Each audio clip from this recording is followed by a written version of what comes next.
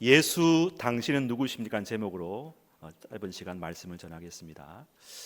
우리나라 속담에 시작이 반이다 말이 있습니다. 다 아시죠? 일단 움직여서 시작을 하게 되면 그 일의 반은 끝냈다는 뜻인데 매우 소중한 진리인 것 같습니다.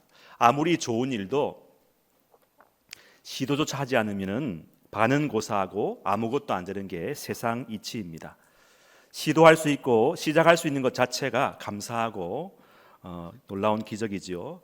그런 의미에서 여러분들은 오늘 이 탁월한 선택과 시도를 하셨다고 저는 생각합니다. 왜냐하면 10월 달에 얼마나 주말에 갈 곳이 많은데 체육대회도 있고 또 아름다운 꽃 박람회도 있고 한데 거기 가지 않고 다른 데 가지 않고 이곳에 오기로 마음을 먹고 아침을 먹고 옷을 차려 입으시고 이렇게 예쁘게 아름답게 멋지게 오셔서 여러분 앉아 계신 여러분을 보니까 제가 마음이 뭉클하고 감개가 무량합니다.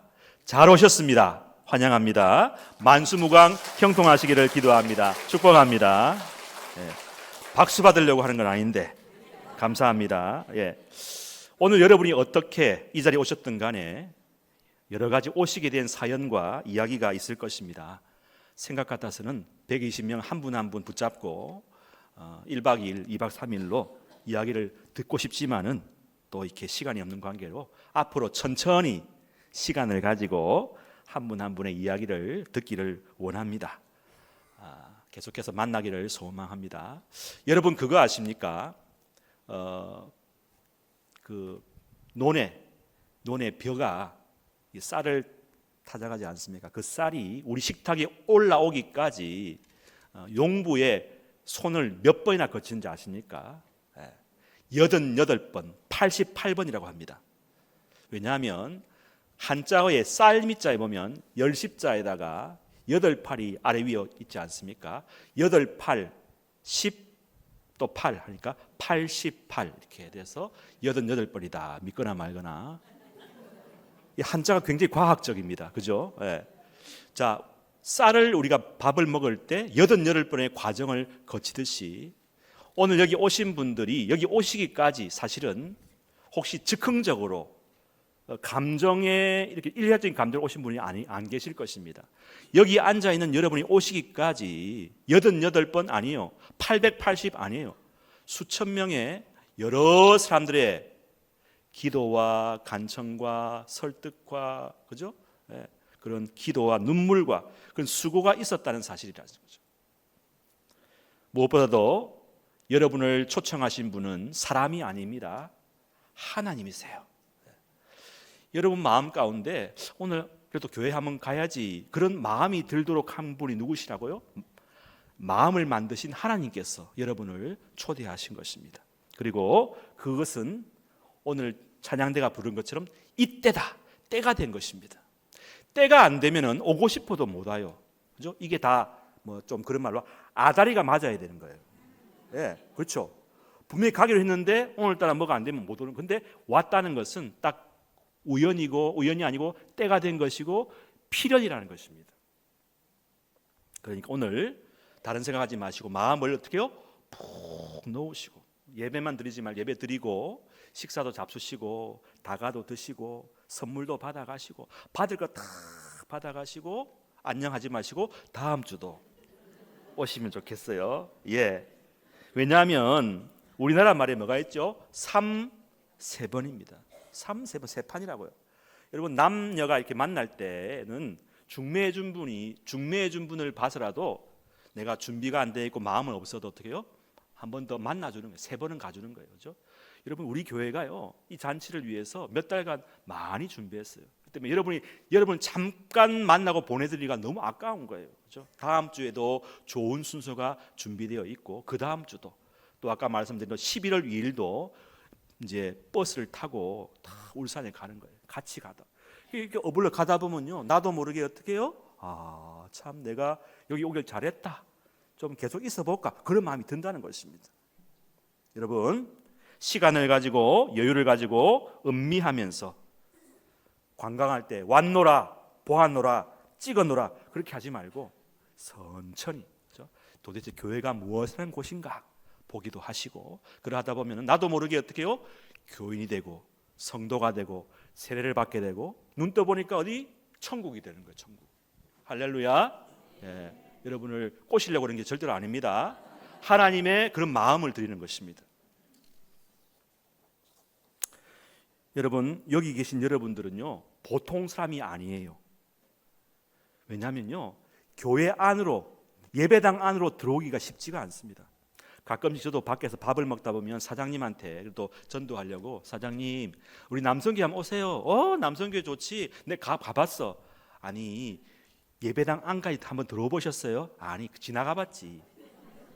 안에까지 들어와서 예배 드리는 분이 그리 많지가 않아요. 그리고 여러분은 지금 대구 시민 242만에 10%한테 들어간다. 10% 안에 들어간다는 사실.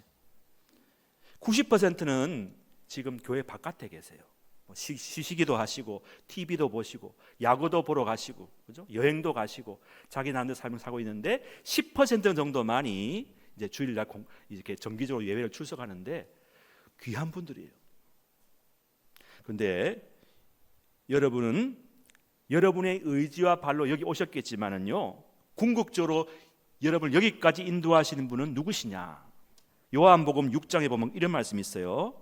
나를 보내신 아버지께서 이끌지 아니하시면 아무도 내게 올 수 없으니 오는 그를 내가 마지막 날에 다시 살리라 말씀합니다. 하나님 아버지께서 이끌지 아니하시면 아무도 못 온다는 거예요.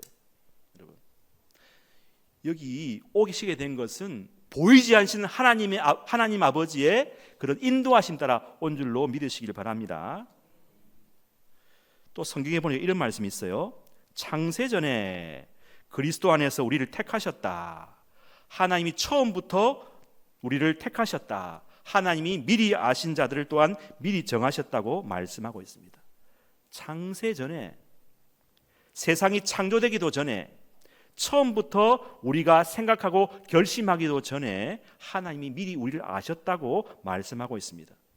이 무슨 거짓말 같은 이야기인가 말씀할 수 있겠지만 사실이에요. 제 말이 아니라 거룩한 이 하나님의 말씀이 여러분을 향해서 말씀하고 있어요. 아주 오래전에, 우리가 생기기도 전에 하나님은 벌써 여러분이 이 자리에 올 것을 하나님이 아시고 준비하셨다는 것입니다. 그래서 하나님을 이렇게도 부릅니다. 전지전능하신 하나님. 전지, 모든 것을 아시고 모든 것을 가능케 하시는 하나님. 여러분, 우리가 하나님을 이렇게 부르죠. 신, 하나님, 하늘님, 하느님, 천주, 상제, 영어로는 God, 일어로는 가미사마, 독일어로는 곧. 여러분, 이런 단어가 존재하는 이유는 신이 분명히 있기 때문에 말이 있는 것입니다. 신이 안 계시면 이런 말이 없어요. 신은 분명히 있다는 것을 의미하는 것입니다. 신이 있었기 때문에 우리 인간이 있는 것이고, 인간은 신을 부르도록 창조되었다는 사실. 인간은 신의 이름을 인간 깊은 무의식 속에 간직하고 있어요. 평소 때는 그렇게 말 안 하는데 급할 때는 나와요. 우리가 잘 아는 이야기, 아주 오래전 이야기입니다. 북한 위에 압록강이 흐르지 않습니까? 매우 추운 곳이죠. 겨울에 엄동선에 꽁꽁 얼었다가 춘삼월이 되면 살 녹지 않습니까? 그래도 얼음이 붙어 있어요. 저쪽에 절간에 스님이 두 분이 이렇게 쫙 이제 걸어가려고 가는데 중간쯤 가니까 뽀득뽀득 하더만은 중간중간이가 팍 갈라지면서 물속으로 팍 빠지는 거예요. 그 순간 이 두 분의 스님이 뭐라는 줄 아세요? 하나님 좀 도와주세요. 하나님. 오랫동안 공력을 쌓고 그 순간 부처님이 나와야 되는데 왜 하나님 이름이 나왔을까요? 평소 때는 부처님 이름 부르다가 정말 생명의 경각의 절체절명 위기에서는 본성이 나와요. 우리 인간의 마음에 뭐가 있다고요? 하나님이 내재되어 있다는 사실. 그래서 하나님이 이렇게 잘 안 불러주니까 한 번씩 가다가 하나님 이름 부르라고 우리에게 때로는 이런 어려운 일이 닥치게 한다는 것입니다. 전도서 7장 14절 말씀해 보니까 형통한 날에는 기뻐하고 곤고한 날에는 되돌아보아라. 이 두 가지를 하나님이 병행하게 하사 사람이 그 장래일을 능히 헤아려 알지 못하게 하셨다 말씀합니다. 곤고한 날이 있다는 것입니다. 우리 삶에 좋은 일도 있지만 때때로 어려운 일이 생깁니다. 근데 그럴 때마다 보통 사람들 그래요. 내가 무슨 잘못을 해서 그 하나님이 노하셨는가 보다. 그 하나님 생각이 난다는 것입니다. 하나님이 평소 때도 하나님 안 부르니까 이렇게라고 해서 여러분이 하나님을 이름을 부르고 찾도록 하나님께서 일부러 짓궂으신 하나님이 그렇게도 한다는 것입니다. 하지만 하나님은 그것을 통해서 우리를 망하게 하는 게 아니라 어떻게 해요? 결국은 돌아오게 하셔서 잘되게 하시고 오늘 요한복음 말씀처럼 영원한 생명을 얻게 하는 줄로 믿으시기를 바랍니다. 하나님이 우리의 마음 양심을 만드신 하나님이 어려운 일 당할 때 하나님을 부르도록 생각하도록 일부러 그렇게 하신다는 것입니다. 그 양심을 누가 만드셨습니까? 하나님께서 만드셨어요. 그 양심을 통해서 여러분의 마음의 문을 두드리시는 것입니다. 여러분 그 하나님의 부르심에 외면하지 마시고 꼭 응답하시기를 축복합니다. 우리 인생에 여러 번의 사인이 있습니다. 하나님이 여러분을 부르신다는 증거입니다.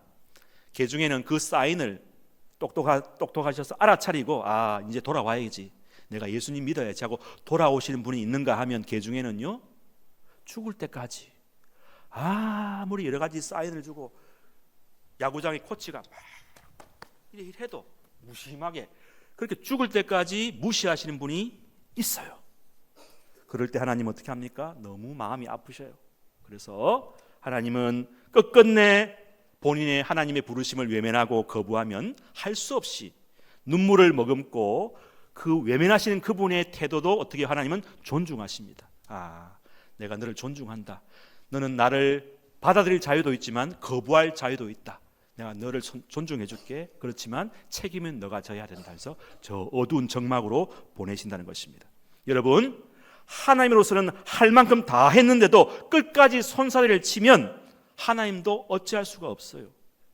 하나님은 우리 인간을 기계처럼 로봇처럼 만들지 않으셨어요. 급박하면서 막 그렇게 하지 않으셔요. 여러분의 자유로운 선택을 존중하시는데 제가 이렇게 웬만하면 여러분 오늘 이 말씀을 들으시고 제 마음의 문을 여시고 꼭 주님을 영접하시기를 축복합니다. 하나님은 우리에게 충분히 생각하고 이성적으로 판단하고 마음의 평안과 여유를 가지고 하나님을 받아들이도록 기회도 주시고 시간도 충분히 주신다는 것입니다.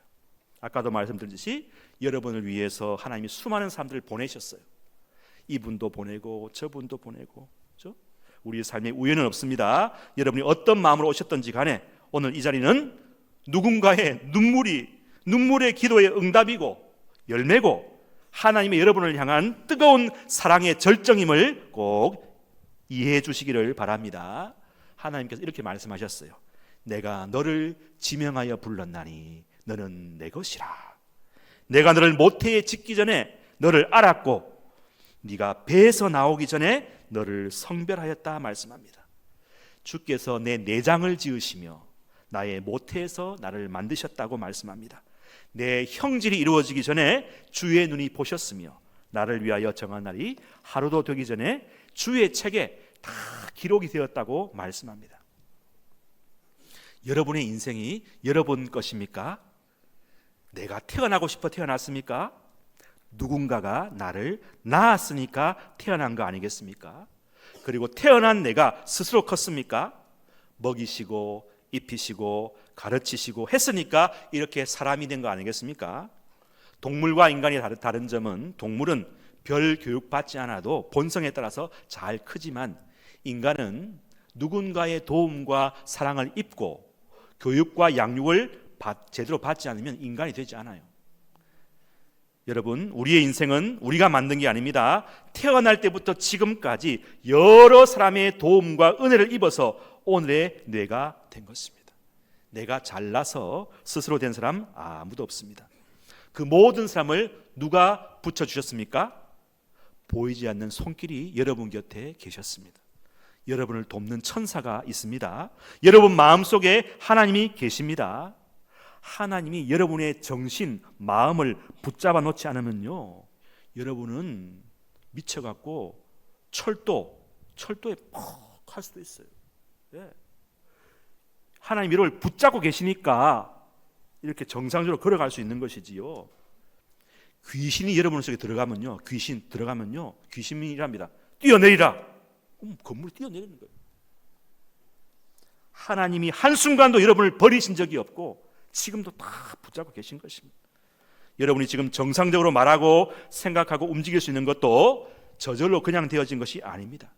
사도행전 17장 28절 말씀에 보니까 우리가 그를 힘입어, 그는 누구십니까? 하나님을 힘입어 살며 기동하다는 말은 일어나서 움직이며 존재하느라 말씀합니다.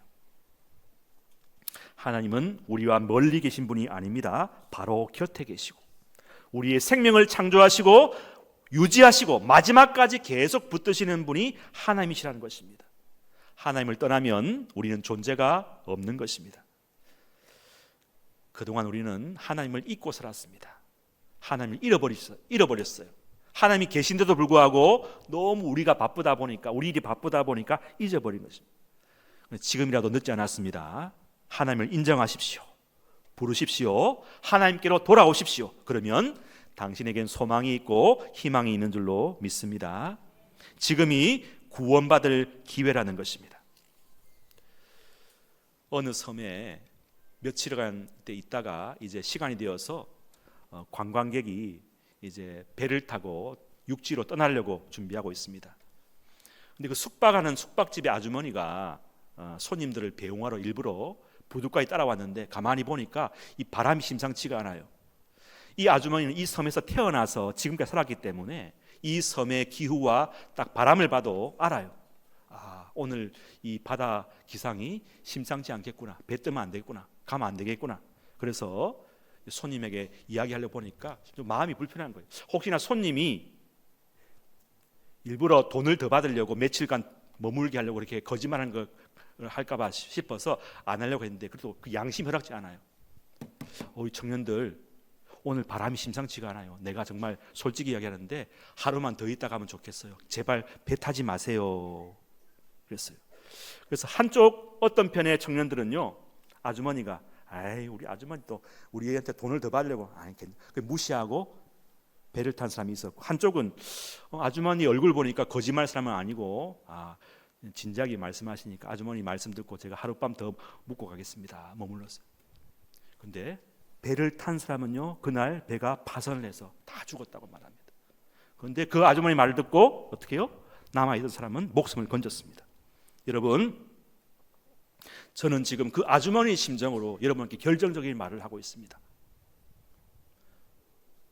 하나님이 세상을 이처럼 사랑하사 독생자를 주셨으니 이는 그를 믿는 자마다 멸망하지 않고 영원한 생명을 얻게 하려 하심이라.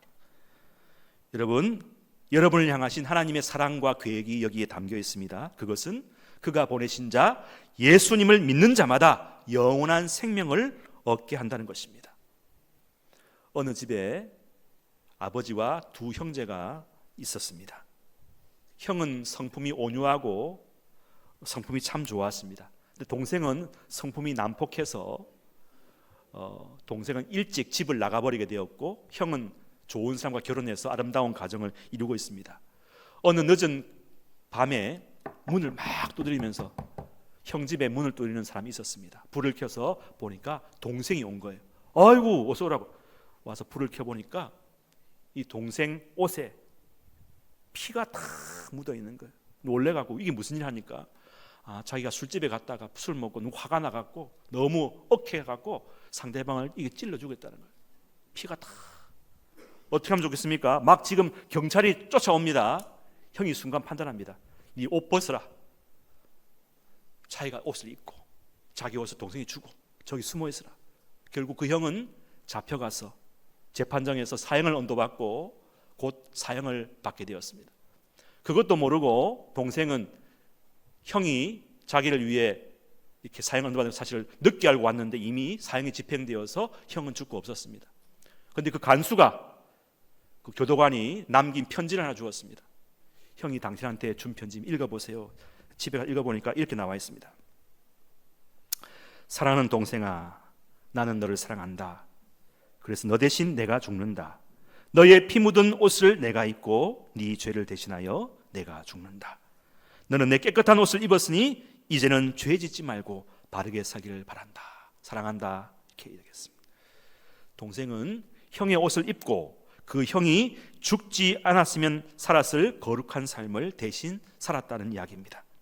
여러분, 그 형의 역할을 누가 감당합니까? 우리 예수님께서 여러분이 저지른 모든 죄를 대신 뒤집어 쓰시고 예수님은 죽으시고 우리는 그분 때문에 살아난 것입니다. 예수, 당신은 누구십니까? 이 질문은 인류 최대의 질문입니다. 어떤 사람은 자기의 덧없는 인생을 이렇게 노래하고 있습니다. 내가 아기가 되어 웃고 울고 떠들 때는 시간이 기어갔다. 내가 소년이 되어 꿈속에서 좋아할 때는 시간이 걸어갔다. 내가 성인이 되자 시간은 다름박질했다. 내가 이제 반백이 되자 시간은 날아가기 시작했다. 여러분, 인생 얼마 남지 않았습니다. 우리의 인생의 중요한 결단을 할 때가 바로 지금이라는 사실, 당신을 살리시기 위하여 하나님의 아들 예수 그리스도께서 십자가에 못 박혀 죽으셨습니다. 온갖 죄로 피 묻은 당신의 옷을 예수님께서 대신 입으시고 죽으신 것입니다. 그분이 우리가 당할 형벌을 다 당하셨습니다. 예수님을 믿으십시오. 당신의 마음의 문을 열고 그분을 영접하십시오. 예수님을 믿으면 영원한 생명을 얻습니다. 예수, 당신은 누구십니까? 이 물음에 진지하게 응답하는 여러분 되시기를 간절히 축원합니다. 오늘 새로 오신 분들, 처음 오신 분들 두 손을 여러분 가슴에 딱 얹으시고 제가 여러분을 위해 기도할 텐데 한번 잠시 따라해 주시기 바랍니다. 하나님, 저는 우연히 여기에 온 것이 아닙니다. 저는 누구입니까? 저는 어디서부터 와서 어디로 가는 인생입니까? 주 예수님, 내 마음에 오셔서 나의 주인이 되어 주옵소서. 감사합니다. 제가 기도하겠습니다. 하나님 아버지, 수천 년 전, 아니 수만 년 전 이 세상이 창조되기 전에 저를 준비하시고 계획하셔서 오늘 마침내 때가 되어 이 자리에 저는 앉아 있습니다. 신비하고도 믿어지지 않는 사실 앞에 제가 있습니다. 하나님, 저는 누구입니까? 저는 어디서부터 와서 어디로 가는 인생입니까? 저는 어떻게 앞으로 살아야 합니까? 주 예수를 믿으라. 그리야 너와 내 집이 구원을 얻으리라. 사람이 마음으로 믿어 의에 이르고 입으로 시인하여 구원에 이르느니라. 제 마음에 이 시간 예수님 찾아오셔서 제가 누구인지 알게 하시고 구원이 필요한 죄인임을 깨닫게 하여 주옵소서. 기독교가 종교가 아니고 생명이고 길이고 진리임을 알게 하옵소서. 오늘 기점으로 내 마음에 새로운 생명이 싹트게 하시고 하나님을 알고 싶고 예수님을 믿고 싶은 소원과 간절함이 샘솟게 하여 주옵소서. 남성교회 식구들과 한 가족으로 잘 지내게 하시고 지속적인 만남과 교제를 통하여 예수 그리스도를 만나는 축복을 누리게 하옵소서. 감사드리며 예수님의 이름으로 기도하옵나이다. 아멘.